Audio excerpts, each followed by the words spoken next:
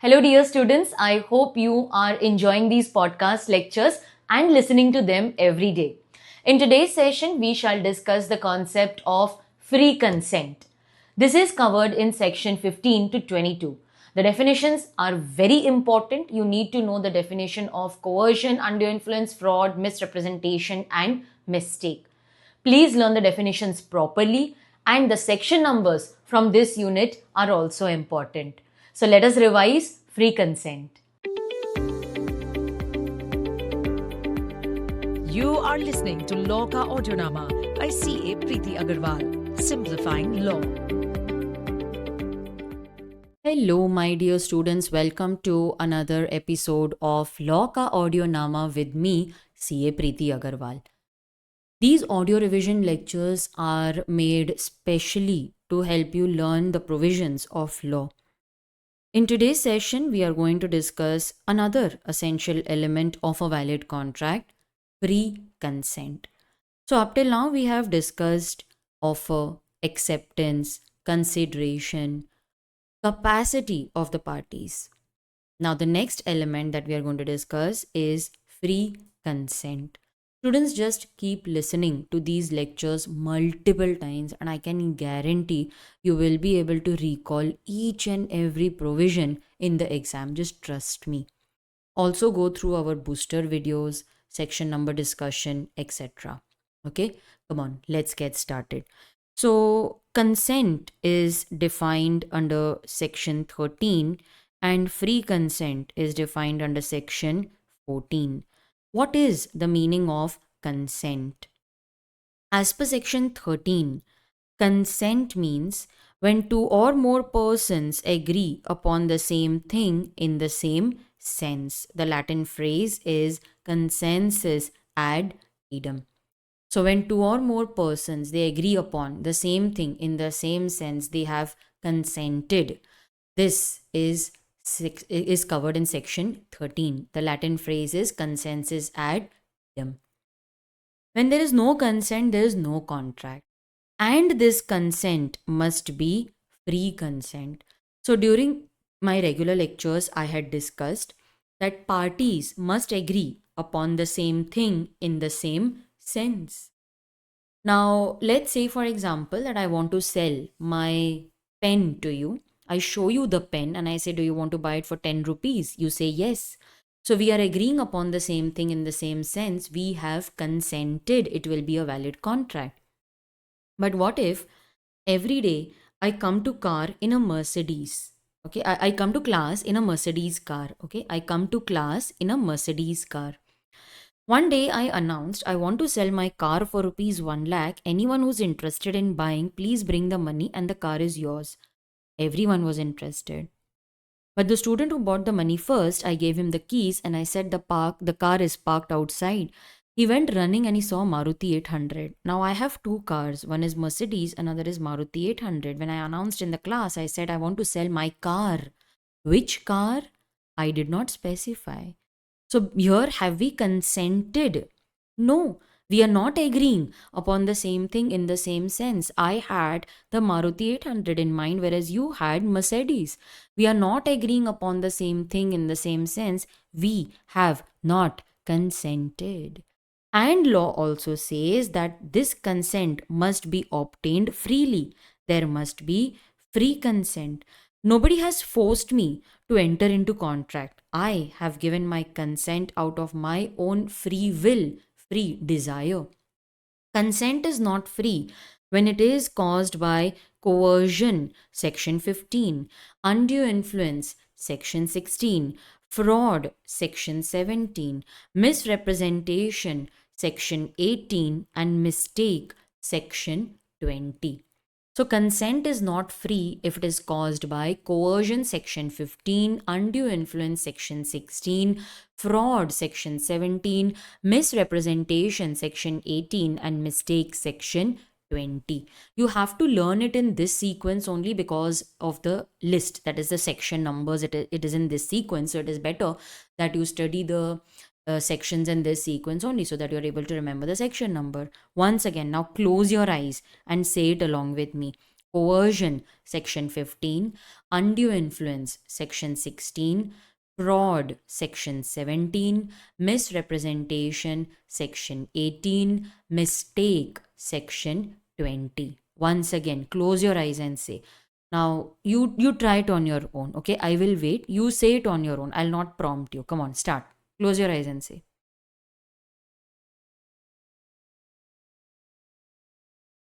Done? Okay. Now tell me, when the consent is obtained by coercion, undue influence, fraud, and misrepresentation, then the contract is voidable. Where is it written? Yes.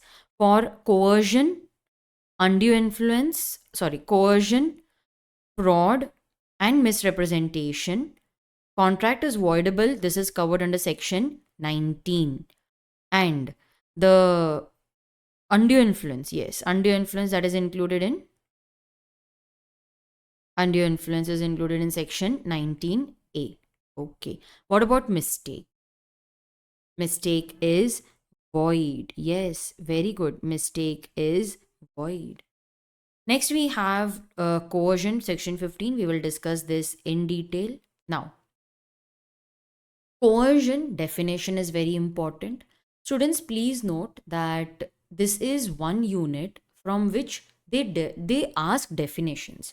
Like, they will specifically ask you to write the definition of coercion, define fraud, define misrepresentation.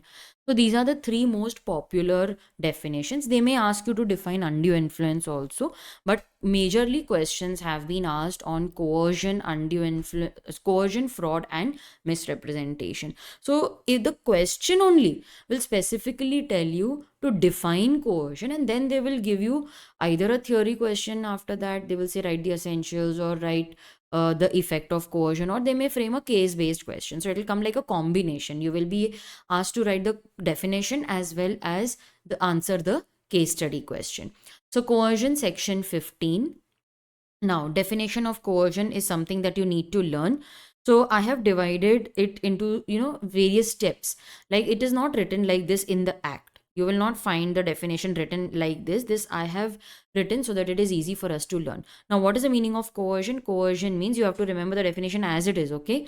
Coercion means committing or threatening to commit any act forbidden by the Indian Penal Code. See how I have highlighted. I have highlighted these terms separately so that you know these are the keywords. So it means committing or threatening to commit any act forbidden by the Indian Penal Code, unlawful detaining or threatening to detain any property to the prejudice of other. Why are we doing all this? With the intention of causing the other person to enter into an agreement. So coercion means, yes, say it along with me. We will repeat it 2-3 times and then you will say the definition by closing your eyes. What is the meaning of coercion? Coercion means committing or threatening to commit any act which is forbidden by the Indian Penal Code, or unlawful detaining or threatening to detain any property to the prejudice of any person with the intention of causing the person to enter into an agreement. See how I pause at various places. That is because I know that this will help me to learn the definition.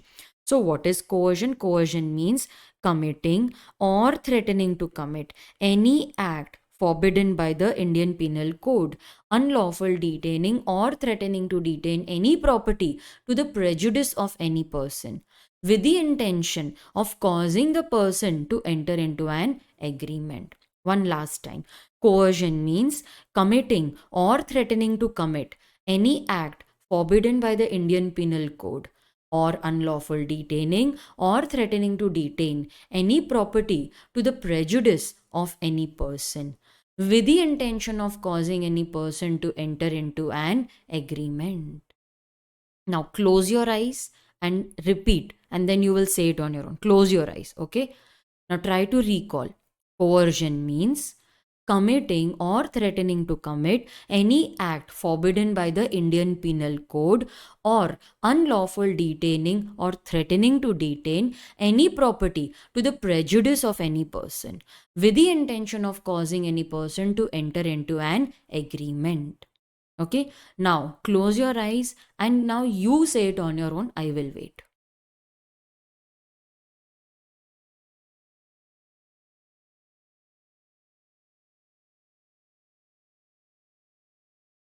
All right, so that was the definition of coercion, section 15.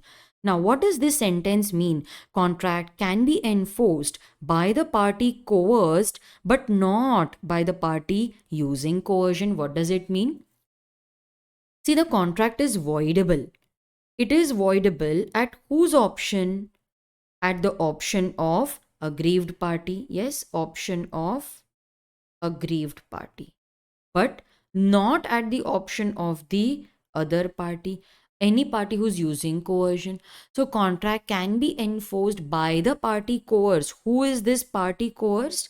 Yes, it is the aggrieved party. So it can be enforced by the party coerced, that is aggrieved party, but not by the party using coercion.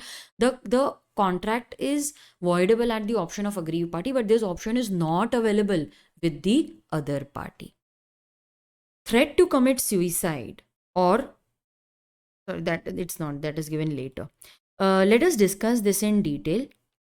What is the meaning of committing or threatening to commit any act forbidden by the Indian Penal Code? Indian Penal Code covers criminal activities.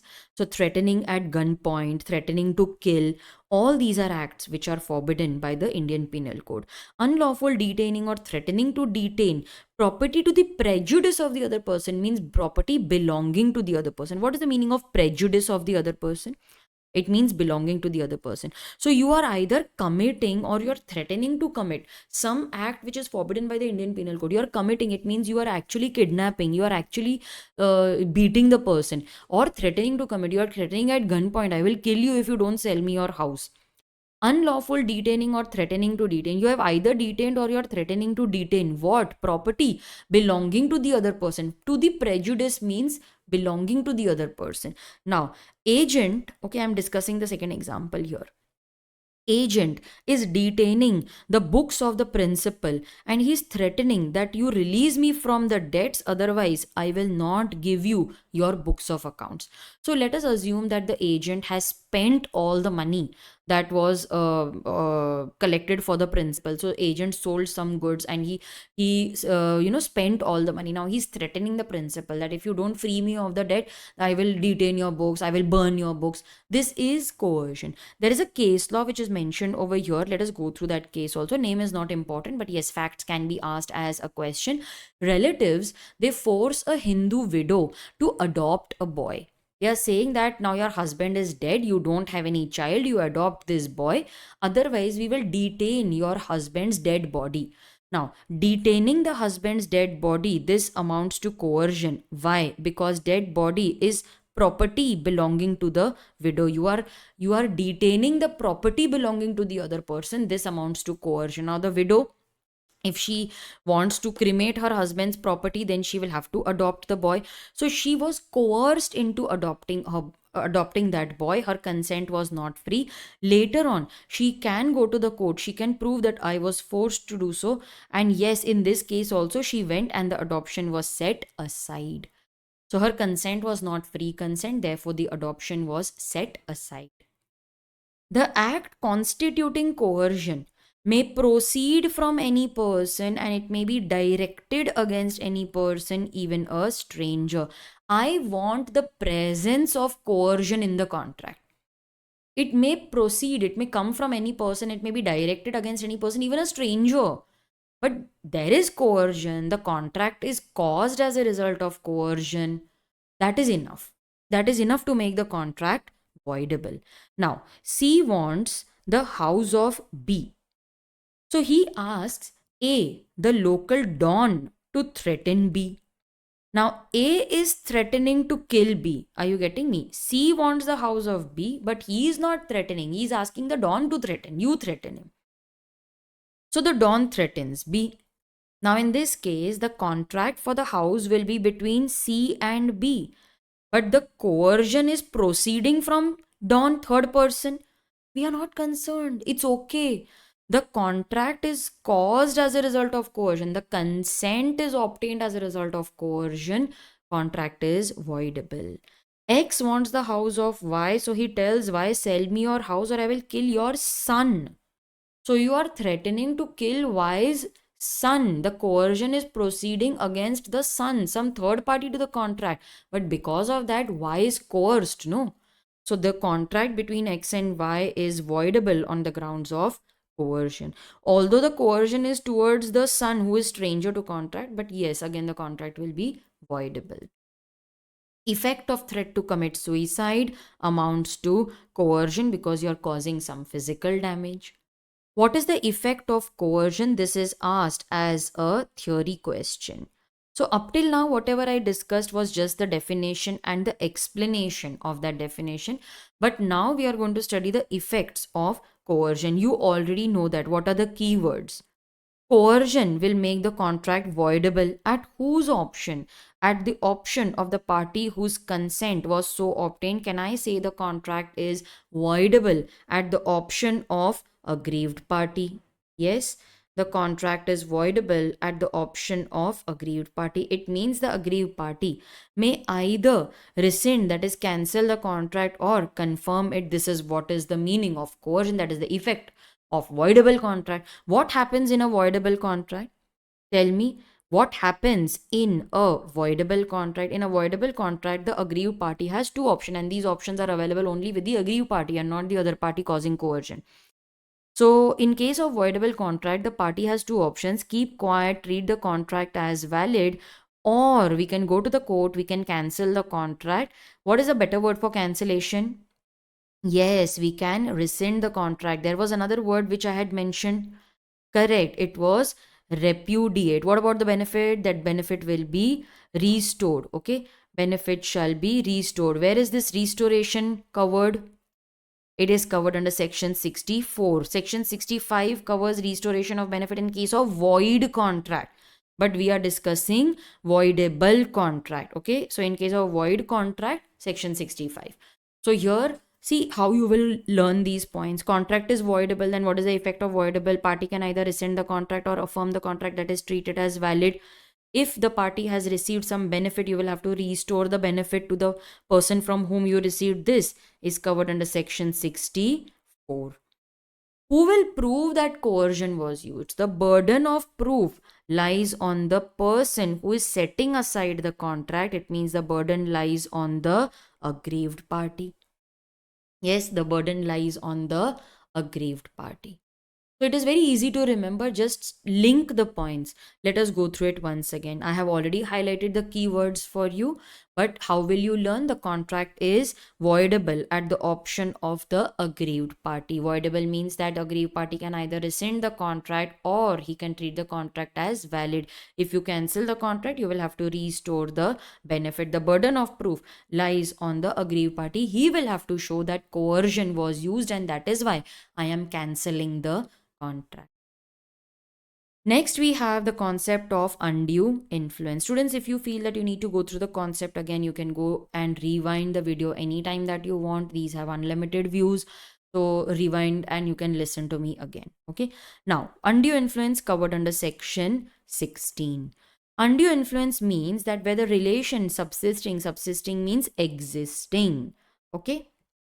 Whether relations subsisting existing between the parties are such that one party is in the position to dominate the will of the other party, and he uses that position to obtain unfair advantage, then this consent is caused by undue influence. It is induced by undue influence. So the relation subsisting means existing.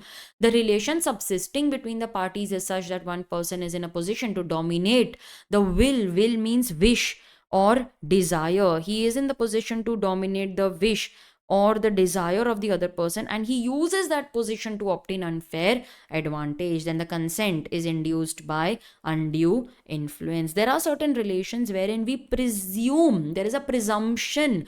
You don't even have to prove. It is understood by looking at the relation who is dominating. In case of solicitor client, we know who is dominating. Solicitor means lawyer. Lawyer tells, give me 5 lakh rupees or I will leak your personal information. Undue influence. Doctor patient, we know doctor is dominating. Spiritual advisor and devotee, spiritual advisor is dominating. Parent child, parent is dominating. Guardian what? Guardian is dominating. Trustee beneficiary, trustee is dominating.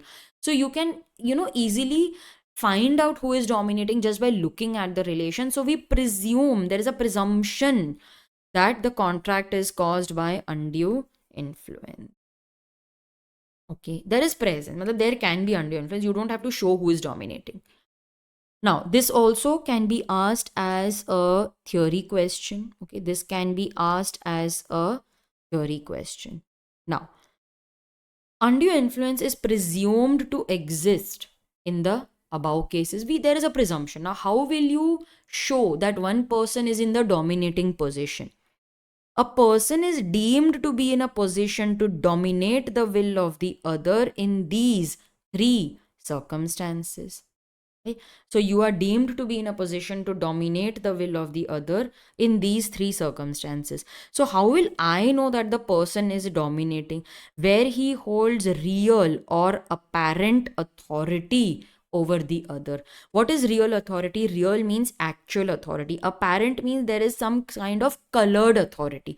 Master servant, master has real authority over the servant. Parent child, parent has real authority over the child. Principal and temporary teacher. Yeah, there is some kind of authority which the principal can exercise over the temporary teacher. Teacher student, never forget, teacher is dominating. Police and accused, police has some kind of colored authority over the accused.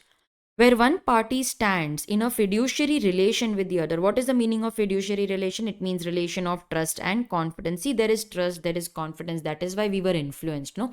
There is fiduciary relation which exists between all the above cases, that is solicitor client, doctor patient, spiritual advisor devotee, parent child, guardian ward, trustee and beneficiary.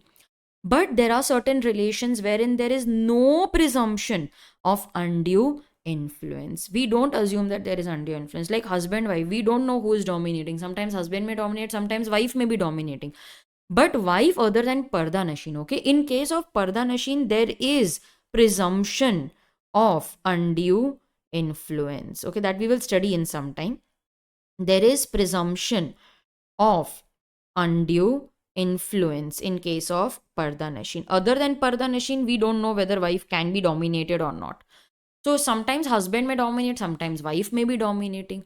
Now, in other cases like landlord, tenant, we don't know who is dominating. Tenant means somebody who is living in your house on rent without any agreement. Creditor, debtor, we don't know who is dominating. Sometimes creditor may dominate. He has taken the money, he is not delivering the goods. Sometimes debtor may dominate. He has taken money, but he is not giving the payment. He has taken the goods, but he's not giving the payment. So in this case, we don't know who is dominating. The party will have to prove. The person who is filing a case, he will have to prove. The party alleging or challenging will have to prove that there is undue influence. So in case of a person holding real or apparent authority, one who is in fiduciary relation, we know that person is dominating. Where one person makes a contract with the other who is in mental distress. Okay, now it is very easy to influence a person who is in temporary or permanently he is affected by by reason of age, illness, mental or bodily distress. So it is very easy to influence a depressed person. It is very easy to influence a person who has some kind of chronic disease. Like chronic means since years. Now if you have neck pain since a very long time, you have tried allopathy, homeopathy, naturopathy, everything. Whatever new comes to you, you are ready to try it because you just want to get out of that situation. So it is very easy to influence that person. I will take you to a doctor, he will charge 1 lakh, but he will cure you. So you're so desperate to get out of that situation that you're ready to pay any amount of money for it. It's very easy to influence a person who is very old. Like in this case, a 90-year-old can be influenced that I have taken care of you. Why don't you transfer all your property in my name? Why don't you gift that? So it is so easy to influence such people.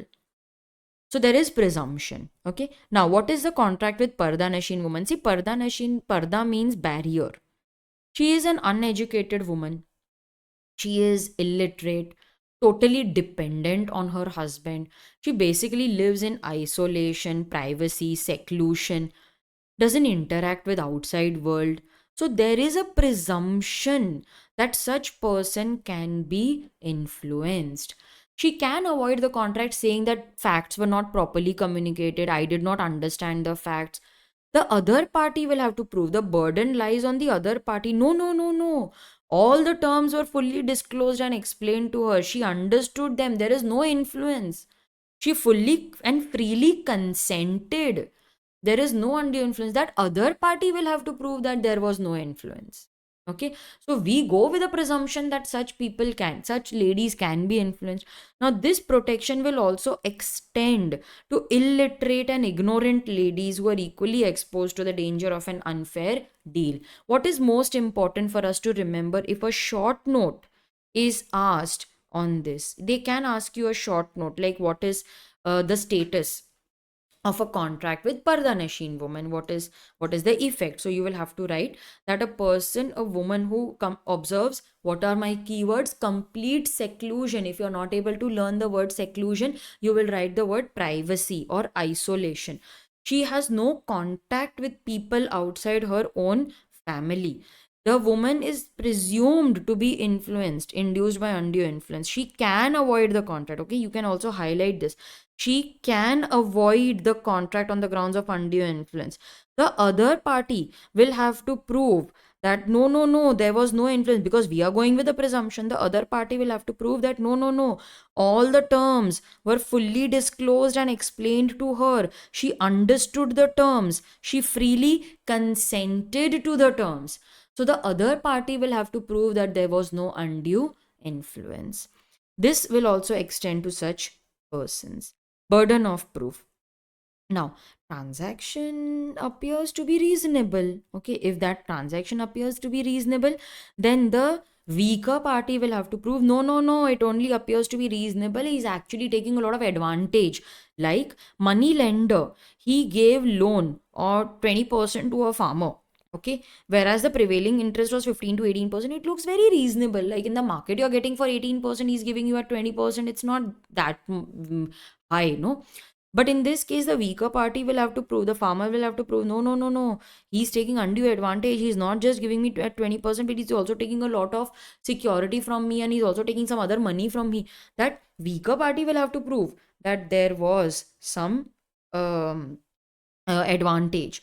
But if the transaction appears to be unreasonable, अरे देखने पे ही लगता है that it is unreasonable, then the dominating party will have to prove that no, it only looks unreasonable, but actually it is not. Now the money lender is giving loan at 50% per annum. 50%, so high. It appears to be unreasonable. It is so unreasonable.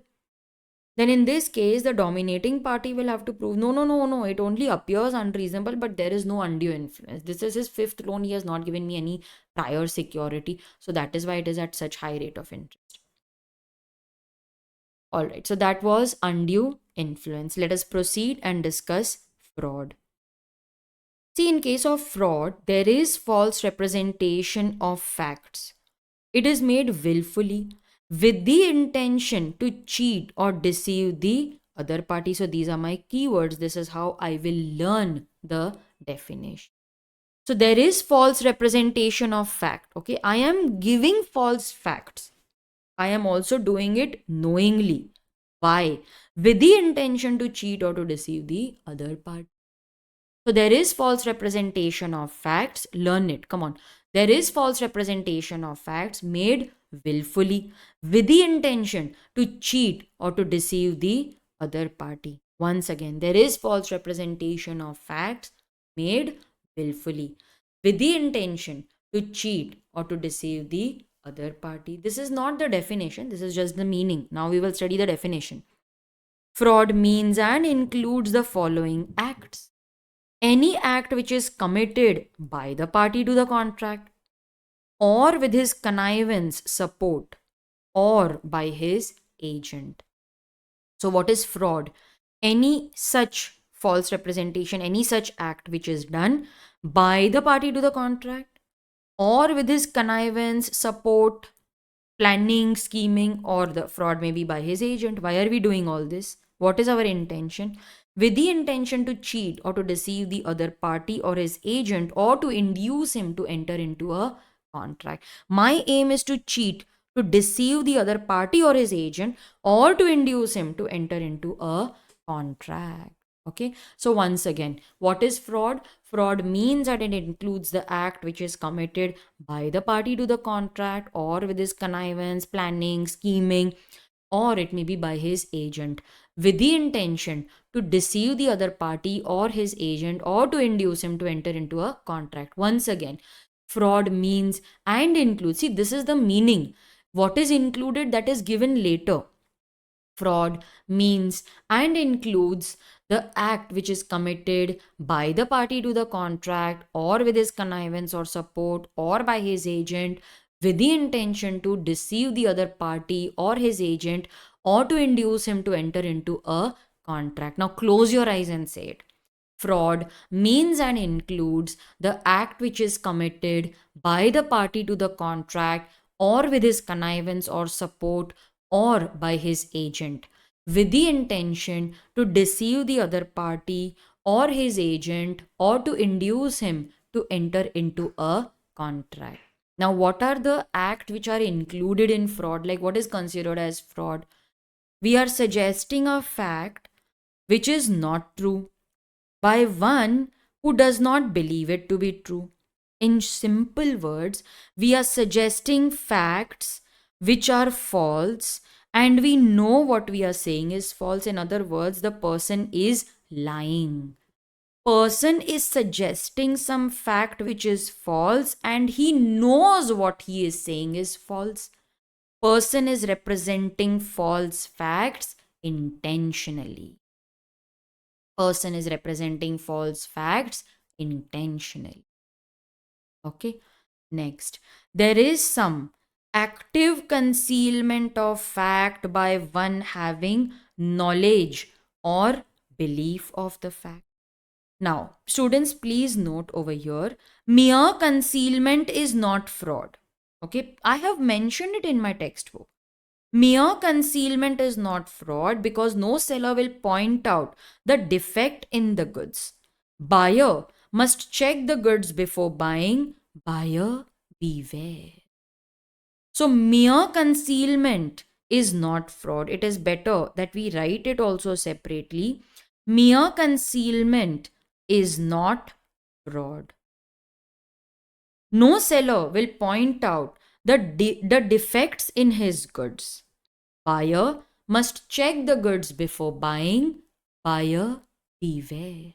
But we are talking about active concealment. Active concealment amounts to fraud. Yes, we are not just talking about mere concealment. We are talking about active concealment. Now, what is the meaning of active concealment? Active concealment means the defects are concealed in such a manner that the buyer will not come to know about it even after reasonable examination. So, even if he examines the goods, he will not come to know about it. Like we have concealed the cracks in the furniture in such a manner that the buyer will not come to know about it even after reasonable examination. This is active concealment. Active concealment amounts to fraud. So there is active concealment, and active concealment amounts to fraud. If this question is asked in the exam, you will have to explain what is active concealment, and then you will have to write that it amounts to fraud. A promise made without the intention of performing it. I made the promise, but I never had the intention of keeping my promise. I only had the intention of taking money and running away. So a promise made without the intention of performing it amounts to fraud. Any other act fitted to deceive. So any other act which has the effect of cheating, deceiving the other party is fraud. Any other act or omission which law specifically declares to be fraudulent, like it is written in some other act, other law. So like say for example, it is mentioned in section 55 of the Transfer of Property Act 1882. Okay, section 55 of Transfer of Property Act 1882, that the seller of immovable property is bound to disclose to the buyer all the material defect in the goods. If you don't disclose, then this amounts to fraud. So we have to note all this. Okay, so the seller is bound to disclose to the buyer all the material defect in the goods. Now this, if you don't do that, it amounts to fraud. Where is this written? It is written in the Transfer of Property Act. Okay, it is written over there. But even Contract Act says, okay, it is written over there that it is fraud, so Contract Act also considers this as fraud. Let us go through the head points once again. Suggestion as to the fact which is not true by one who does not believe it to be true. Active concealment by one having knowledge or belief of the fact. All this amounts to fraud, okay? Promise made without the intention of performing it. Any other act fitted to deceive. Any such act or omission which the law specially declares to be fraudulent. All this will amount to fraud. Okay.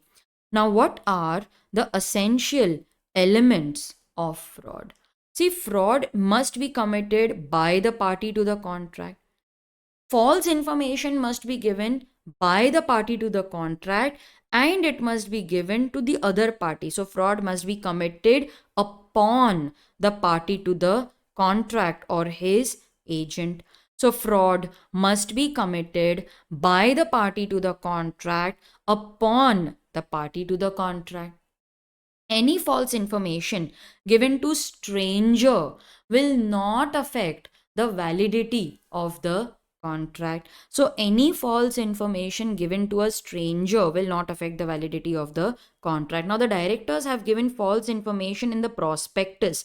So over here, fraud is committed by the party to the contract upon the party to the contract. It is false, it is fraud. Now, if we give false information to a stranger, that will not affect the validity of my contract. Like A wants to buy a car, so friend suggests you buy Tano car, it will give you good average. A buys the car, but he finds that it does not give a good average. Can he take action against the company? Now, the false info, the contract, let's say the contract was between A and the company, yes or no? So, contract for buying the car was between A and the company. False information is given by the friend who is a stranger to the contract. That will not affect the validity of the contract. Ma'am, what if the false information was given by the company itself? Then it is fraud. Okay, then it is fraud. Fraud must be committed upon the party to the contract. Any false information given to stranger will not affect the validity of my contract. Now X wants to sell his faulty phone, defective phone to Y. Y gives that, but he doesn't tell him. Okay, he's now let me explain it in detail. X wants to sell his new iPhone. Now he tells Y that I want to sell my iPhone only for 10,000 rupees. I mean, like, I don't need money, but I don't want to give it to you for free also. So I'm giving it to you for 10,000. Actually, he does not disclose to Y that the mobile had become faulty. After half an hour, it will switch off and then it will turn on only after 2 hours. He tells Y that I just want to sell it. I don't need it anymore. Now Y shares this information with Z. Z on his own contacts X and purchases the mobile. After half an hour, the mobile turned off. He found that it is faulty. Can he say, X, you have committed fraud on me? The contract was between X and Z, but was false information given by X to Z? No, X never had the intention of cheating Z. He always intended to give false information to Y. Y is a stranger. Any false information given to stranger will not affect the validity of my contract. The contract here is valid. There's no fraud. So to constitute fraud, it must be committed by the party to the contract upon the party to the contract. Then there must be false representation of facts. We are declaring something which is false with the knowledge of the party declaring or asserting it. It means the other party is doing it intentionally, knowingly. Okay, intentionally or knowingly, with the intention to cheat or to deceive the other party. This is fraud. The fraud must actually deceive the other party. Yes, I was actually deceived. I was actually cheated. Array, we tried a lot, but the party was not cheated only. Then there is no fraud. Does silence amount to fraud? This is very, very important. Okay, this is very, very important for theory question. Okay, a theory question is generally asked on this. No, silence does not amount to fraud. Caveat emptor applies here. Buyer must check the goods before buying. Buyer beware. But there are certain exceptions, and they actually want you to write these exceptions in the exam, where it is duty of the party to speak. Like in case of fiduciary relation, like I trusted you. It is your duty to speak. If you don't, then this is fraud. In case of insurance, you have to make full disclosures. Like you go to buy a mediclaim policy, you have to disclose if you have diabetes, if you have blood pressure, if there was any operation that was done in the past. That is self disclosure. If you don't, then that will amount to fraud. They will not settle your claim. In case of marriage engagement, it is your duty to explain that this is your third marriage, second engagement. Otherwise, that will amount to fraud. In case of family settlement, the settlement has to be made with full disclosure. You cannot tell the younger brother, "Arey, you take the bigger factory," when you know that the land is disputed. Share allotment, you have to make all the proper disclosures in the prospectus. Otherwise, it will amount to fraud. Silence is equivalent to speech. If the person is keeping silent knowing that his silence is going to be deceptive means misleading, then that silence amounts to fraud. How come? Now let's say that X wants to buy a second hand mobile. So he goes to the shop and he tells the shopkeeper, "If there is any defect, you tell me now itself." Shopkeeper keeps silent. What will you understand? That there is no defect. If later I come to know that the mobile is defective, then that silence gave me some message, no? Now, X had specifically asked the shopkeeper, "If it is faulty, you tell me now itself." The shopkeeper kept silent. We understood from his silence that the mobile is not faulty. Yes, so his silence gave us some message. If we find later on that the silence was deceptive, it was misleading, then this amounts to fraud. Half truth, bhai, it is very dangerous. Half truth is worse than a blatant, obvious lie. Why? Because half truth and half false is mixed in such a manner that I will not know what is true and what is false. I am totally confused. It is best that you would have lied to me. Now, let's say that I gave dividend 1, 2, 3, 4 in 5 years. I gave dividend at the rate of 20%, 18%, 12%, 10%, 8%. Will you invest in this company? No, ma'am. It is a clear declining trend. Even the directors know that. So instead of giving information about individual dividends, they gave information about average dividend. Now, after seeing the average, nobody will come to know that it is calculated out of a declining trend. Everybody will see the average and they will feel that the company is a profitable one. But actually, the company is not a profitable one, right? So, what is half truth over here? Half truth means that you are giving the information about you're giving the average using the correct rate of dividend. Okay, that is the half truth. The information is calculated out of correct rates. Half false is this. This is half false. You are misleading the investors into believing that the company is a profitable one. This is fraud. This is fraud. Okay. So when does silence amount to fraud? Where it is duty of the party to speak. Silence is equivalent to speech and half truth. There are no keywords which I can highlight for you because everything needs to be written properly only, and there is just one sentence which you need to learn. Next, let us discuss what is Misrepresentation, section 18. The definition is asked in the exam. Now, the definition is actually slightly confusing, so I have not mentioned it over here. I have given you a simple meaning that you can learn. Misrepresentation means there is false representation of facts, but it is made innocently, without any intention to cheat or to deceive the other party. Okay, so you can learn this definition and you can write it comfortably in the exam. So, what is misrepresentation? There is false representation of facts made innocently, without any intention to cheat or to deceive the other party. So, there is false representation of facts, but it is made innocently, without any intention to deceive, to cheat the other party. Okay, so when a person asserts something which is not true, and he believes it to be true, okay, he believes it to be true. He is asserting means he is saying something which is not true, but he believes it to be true. Then this assertion amounts to misrepresentation. Okay, so person is saying something false, but he doesn't know that what he's saying is false. He believes it to be true. Then this assertion amounts to misrepresentation. Okay, what is the effect of misrepresentation? The party has the right to rescind the contract. See, misrepresentation will make the contract voidable. Voidable means the party can either treat the contract as valid or he can cancel the contract. Better word for cancellation is rescind. Students, please note that this is asked as a theory question. Okay, so this effect of misrepresentation is important for exam. It is asked as theory question. So you have the right to cancel the contract, you can rescind the contract. This is very important for case study based question. But where the party had the means of discovering the truth with ordinary diligence, then you cannot avoid the contract on the ground of misrepresentation or silence amounting to fraud. Now, A is the owner of a sugar factory and he wants to sell this sugar factory. B is interested in buying the factory.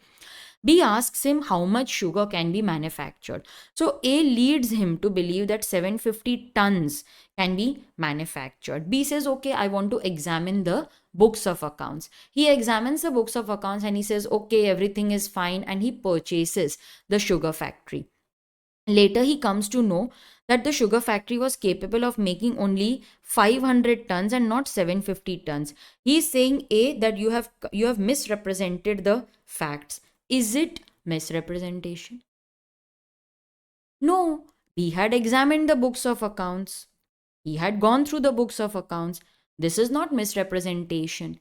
See, you need not be a CA. Just with ordinary diligence, you will come to know that only 500 tons are manufactured and not 750 tons.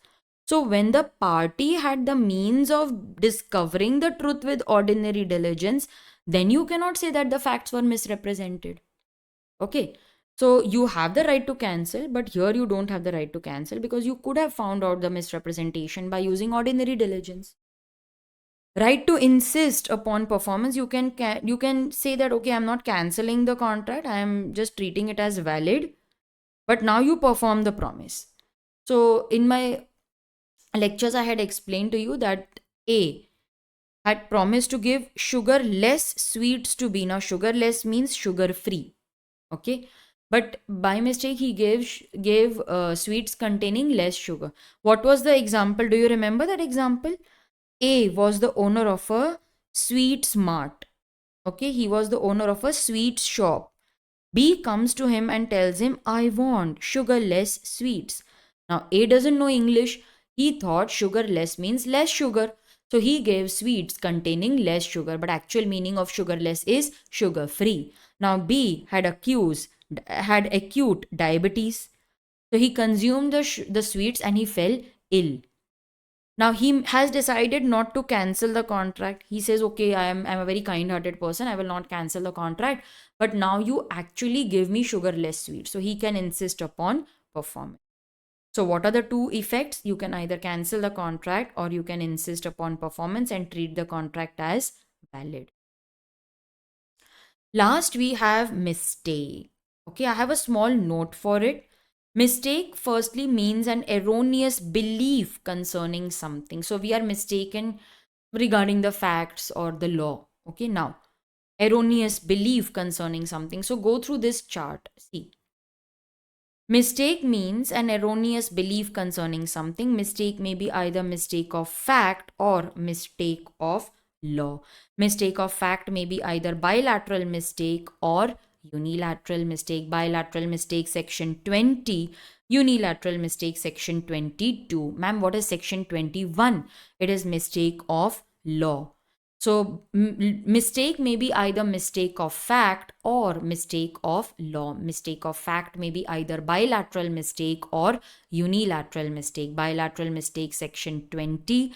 Unilateral mistake, section 21. Bilateral mistake means mistake of both the parties. Agreement is void. Uni means one. Unilateral mistake means mistake of just one party. Agreement remains valid. It is just a mistake of one party. Why should the other party suffer? Agreement is valid. Mistake of law may be mistake of either Indian law or foreign law. Mistake of Indian law will keep the contract as valid, because you cannot cancel the contract by saying that I don't know the law of my own country. Ignorance of law is no excuse. You cannot avoid the contract saying that you were not aware of the law of your own country. Agreement remains valid. But you cannot be expected to know the law of each and every country. If you are mistaken as to some foreign law, and it is the mistake of both the parties, then the contract is void. So please note and make a note of this chart. You can write it in your notebook and keep revising it. Let us now go through the theory. Bilateral mistake means it is mistake of both the parties. Since both the parties are mistaken, then the contract is void ab initio. Bilateral mistake is also known as mutual mistake. Mutual mistake because it is mistake of both the parties. Agreement is void ab initio. But to make it void ab initio, three conditions need to be satisfied. The first condition is that both the parties must be under mistake. It's a bilateral mistake. Both have to be under mistake. It must be mistake of fact and not related to judgment or opinion. Now, X buys a sculpture from a seller thinking that it is original, and he thought that it is worth 1 lakh, but actually it was worth only 10,000. Now it is the mistake of the buyer. You thought that it is worth 1 lakh, so you bought it. Now you cannot blame the seller for this. Okay, so this is not mistake. This is just your judgment or opinion that went wrong. So mistake must be of fact and not of some judgment. Okay, so erroneous opinion as to the value of a thing which forms the subject matter of agreement, that is not mistake of fact.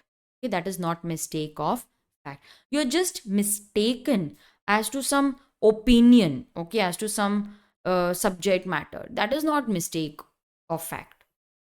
And the mistake must relate to an essential fact. Essential means important fact. Now, A and B, they enter into contract for sale of horse, but unknown to both the parties, the horse was dead at the time of the agreement. This is one essential fact. I cannot be mistaken about this. So contract is void. Now there's no horse to be delivered, to be sold. Unilateral mistake, section 22. Uni means one. It is mistake of just one party. Law says that agreement remains valid. Why should the other party suffer? But there are certain exceptions. Under these exceptional cases, agreement is void even if it is mistake of just one party. Mistake as to identity of the party. Now, A wanted to enter into contract with B, but he has never seen B. By mistake, he enters into contract with C thinking that he is B. Now, law says even though it was mistake of just A, okay, it was a unilateral mistake of A, the contract is still valid. Why? Because A never intended to enter into contract with C. He always wanted to enter into contract with B. Since you had no intention of entering into contract with C, the agreement, it will be void, no?